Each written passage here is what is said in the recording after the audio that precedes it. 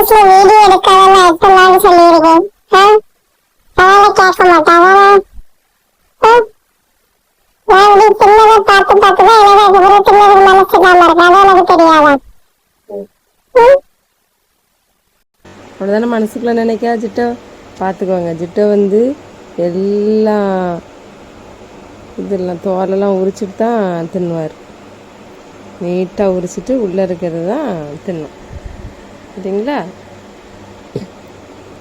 நம்ம கேட்டால் மட்டும் தர மாட்டோம். மோனே மோனே சரிடே தின்னுடே தரமாட்டானோ.